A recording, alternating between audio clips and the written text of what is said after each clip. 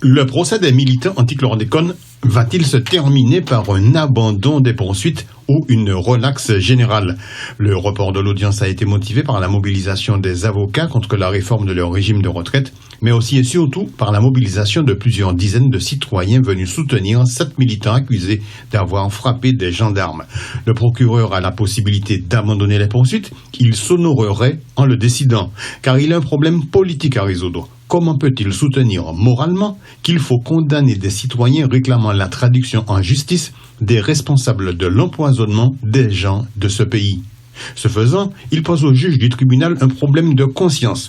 Comment peuvent-ils juger, en toute honnêteté intellectuelle, des victimes demandant réparation pour un préjudice subi?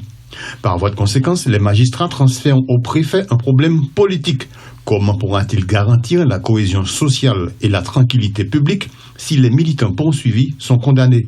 Il sait pertinemment, lui aussi, que le procès de ce lundi a été généré par le scandale environnemental dénoncé par le président de la République. Depuis cette déclaration du président Macron, l'inertie de l'administration, du gouvernement et de la majorité parlementaire est spectaculaire.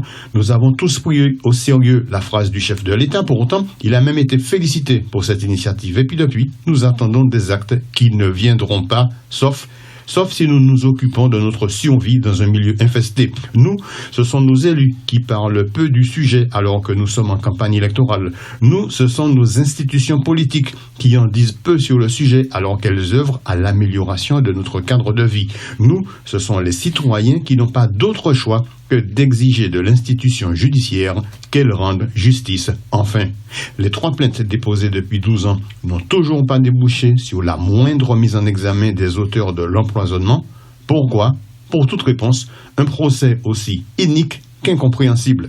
Les promoteurs de l'injustice ont tort de se fier à la légendaire patience antillaise qui, un jour ou l'autre, pourrait devenir vraiment de l'impatience.